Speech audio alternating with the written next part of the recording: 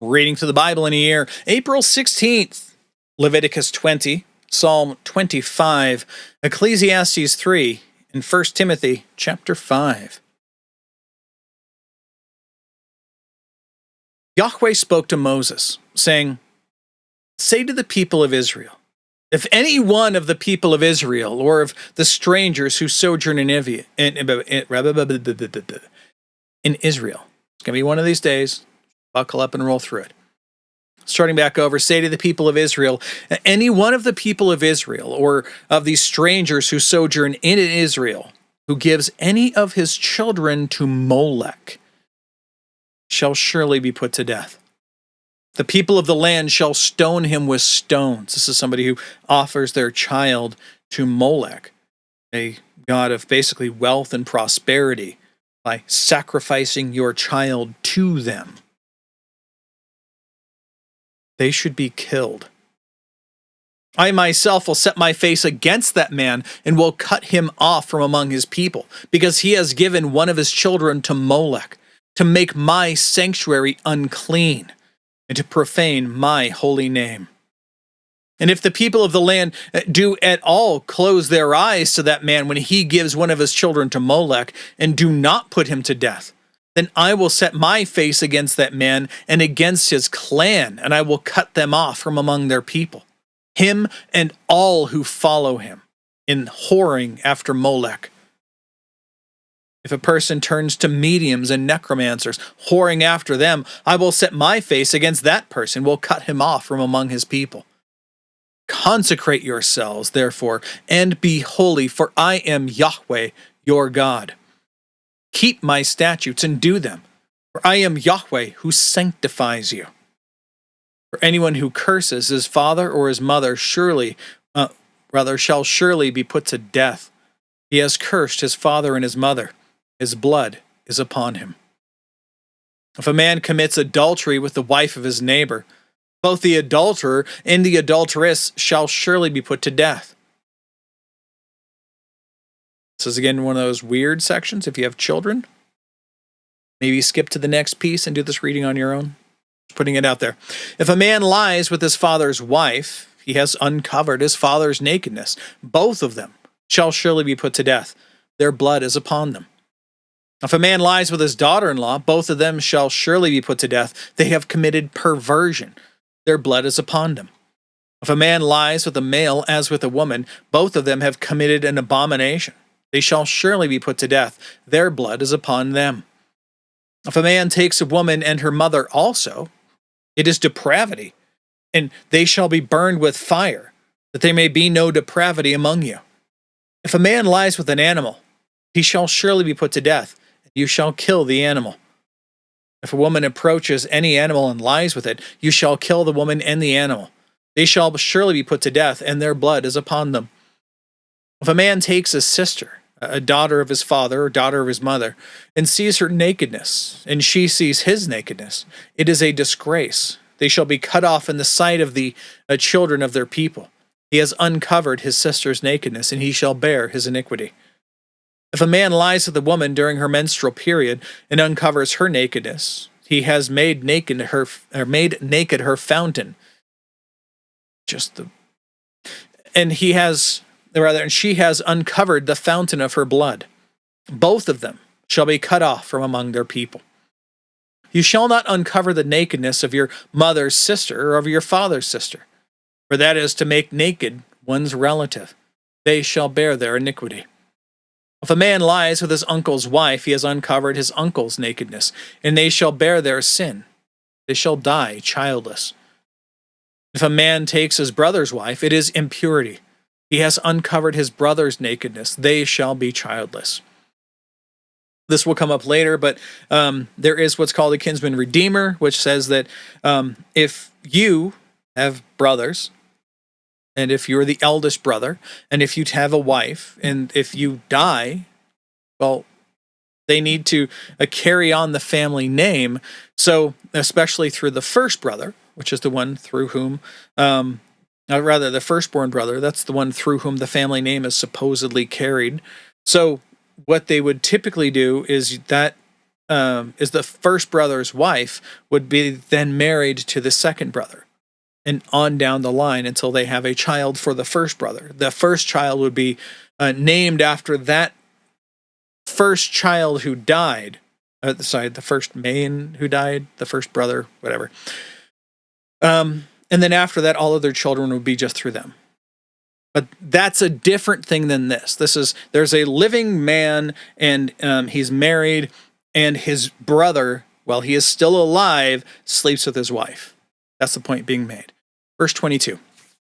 You shall therefore keep all my statutes and all my rules, and do them, that the land where I am bringing you to live may not vomit you out.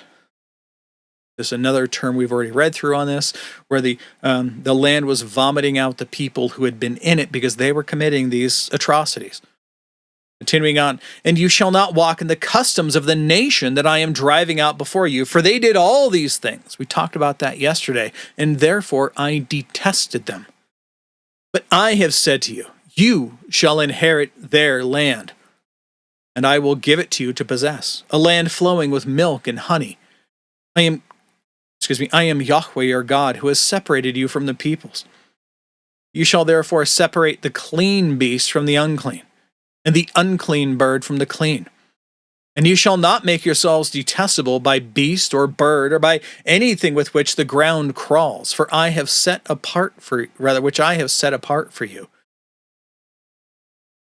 to hold unclean. You shall be holy to me, for I am Yahweh. For I, Yahweh, am holy, and have separated you from the peoples, that you should be mine. A man or a woman who is a medium or a necromancer shall surely be put to death. They shall be stoned with stones, and their blood shall be upon them. Now on to Psalm 25.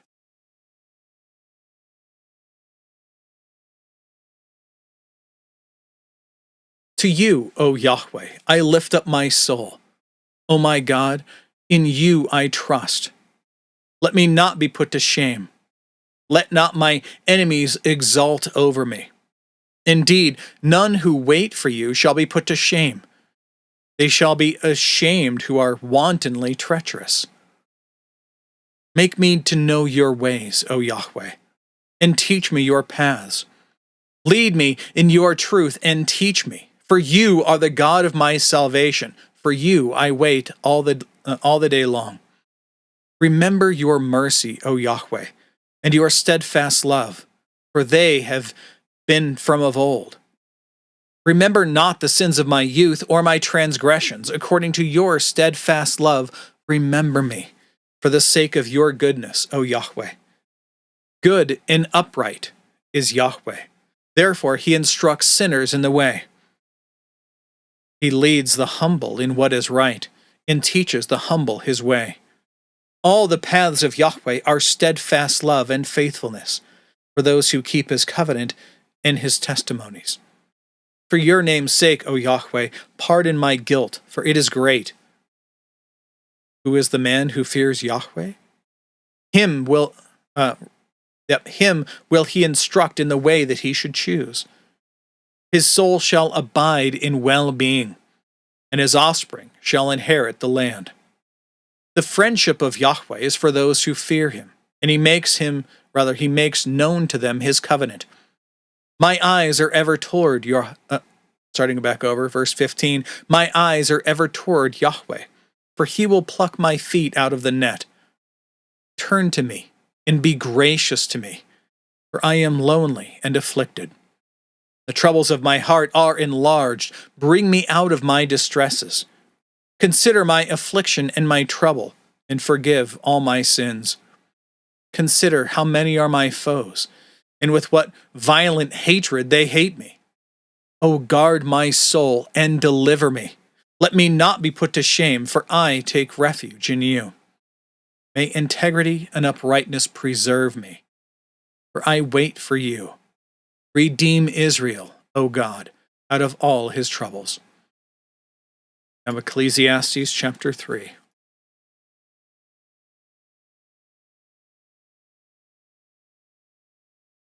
The preacher continues, "For everything there is a season, and a time for every matter under heaven, a time to be born, a time to die, a time to plant and a time to pluck up what has been planted, a time to kill and a time to heal, a time to break down and a time to build up, a time to weep and a time to laugh, a time to mourn and a time to dance, a time to cast away stones and a time to gather stones together, a time to embrace and a time to refrain from embracing, a time to seek and a time to lose, a time to keep and a time to cast away, a time to tear, a time to sow, a time to keep silence and a time to speak, a time to love and a time to hate, a time for war and a time for peace.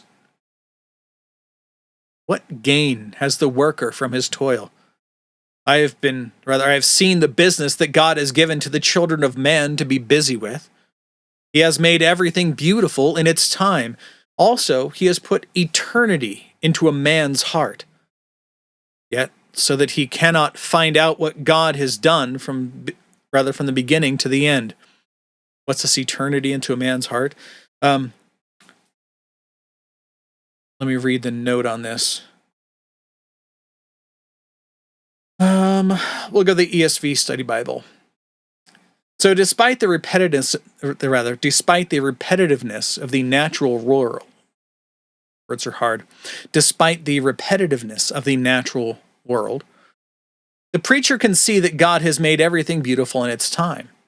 The problem is that God has also placed eternity, that is, a sense that life continues beyond this present existence, into a man's heart, so that he cannot find out what God has done from the beginning to the end. The word find or find out has the sense of figure out or comprehend by study.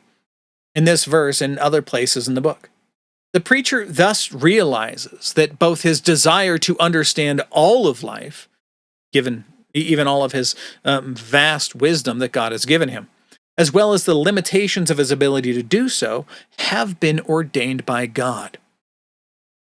God puts the desire for pursuing wisdom and knowledge and all of these things within us, within all of us.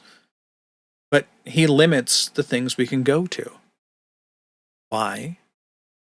Because we have a life beyond this life. Back to the text.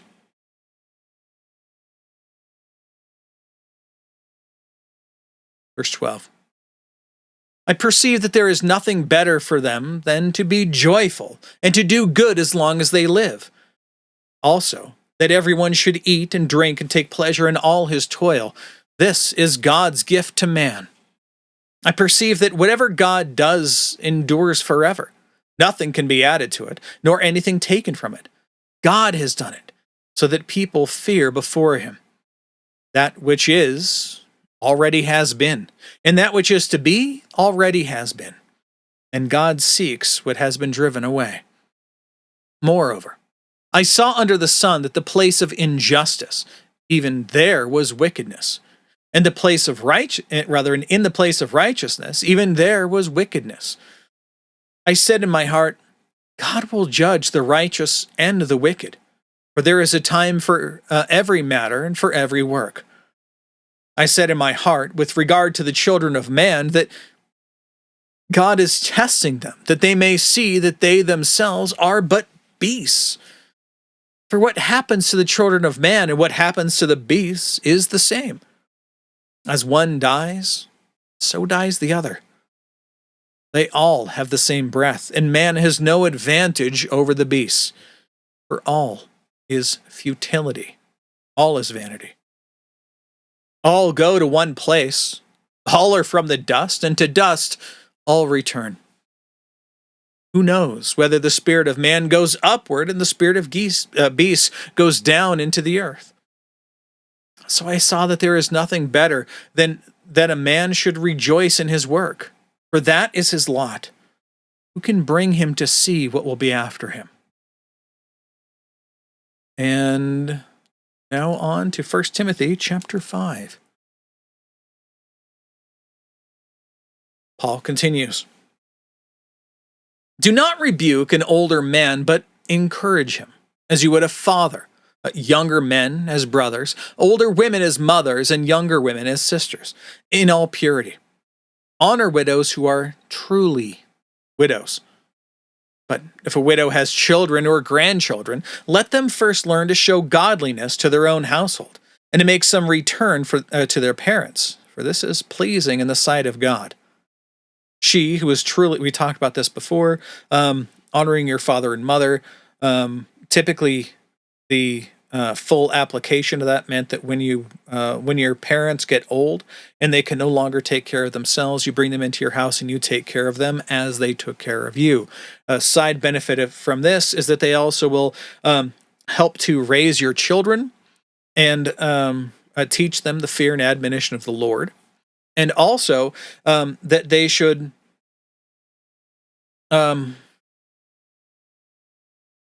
what's a good way to put this? Basically, it's an additional blessing to you, because having them in the home creates that kind of multi-generational household, which teaches the love and respect of people within your own family. That's a good thing to have. Continuing on.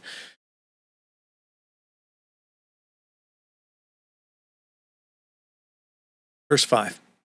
"Now she who is truly a widow, left all alone, she has no children to take care of her, has set her hope on God, and continues in supplications and prayers night and day. But she who is self-indulgent is dead even while she lives. Command these things as well, so that they may be without reproach. But if anyone does not provide for his relatives, especially for members of his own household, he has denied the faith and is worse than an unbeliever."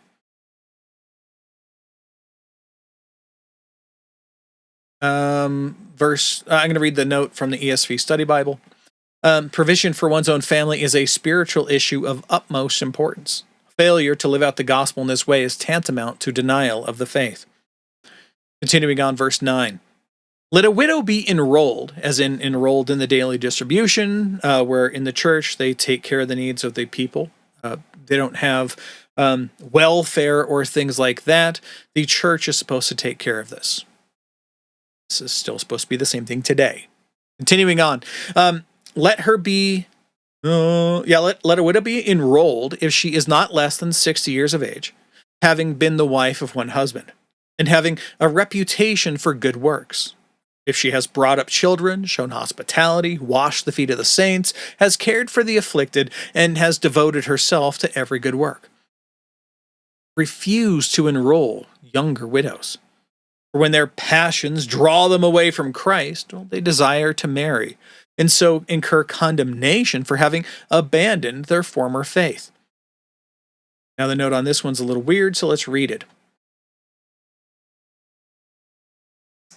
"These verses may at first appear to condemn remarriage. However, verse 14, we're about to get there, encourages it.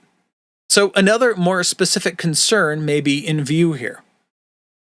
The issue is either that these widows who are being supported by the church have pledged to remain unmarried, so that to remarry would renounce this pledge, or that these younger widows might be tempted by their desires to marry unbelievers, thus turning away from the faith. Since these concerns are in some way prompted by the fact that some have already strayed after Satan, we'll get to that shortly, a grave issue must be in view with remarriage to an unbeliever. The concern was that the wife would take the religion of her husband, as was usual in that culture." Back to the text, verse 13. "Besides that, they learned to be idlers, going about from house to house, and not only idlers, but also gossips and busybodies, saying what they should not.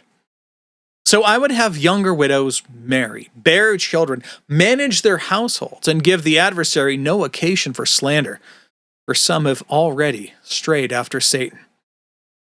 If any believing woman has relatives who are widows, let her care for them. Let the church not be burdened, so that it may care for those who are truly widows. Let the elders who rule well, this is overseers, elders like within your church, be considered worthy of double honor, especially those who labor in preaching and teaching.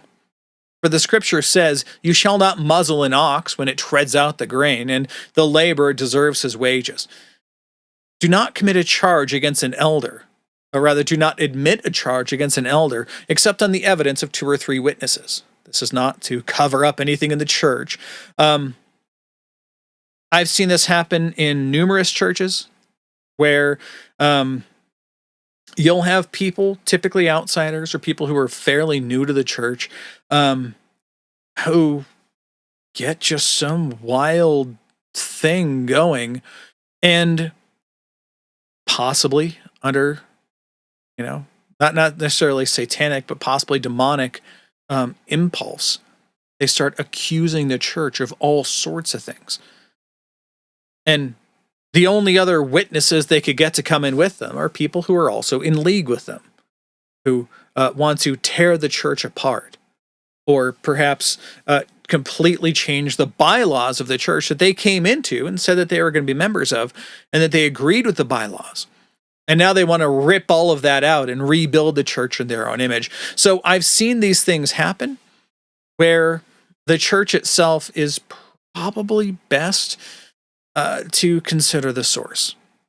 However, all investigations should happen within the church itself. If someone brings forth something that needs to be investigated, then absolutely needs to be investigated.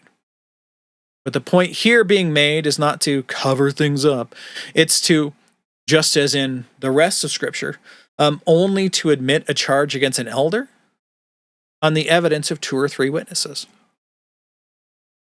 You got to have more people come forward and say that these things are true. Continuing on. As for those who persist in sin, rebuke them in the presence of all, so that the rest may stand in fear. Matthew 18. In the presence of God and of Christ Jesus and of the elect angels, I charge you to keep these rules without prejudging, doing nothing from partiality. Do not be hasty in the laying on of hands. This means putting people into roles of ministry. I've seen lots of churches fire up among great pretense and pomp and circumstance. Hey, we're the church on the hill. We're the city on the blah, blah, blah. We got to, here's our neat program. Here's all the things we're doing. Here's here's our great rock band. Here's all the other stuff. And we've got 4 amazing fog machines. I've seen a lot of these spin up and then shut down just as quickly. Why?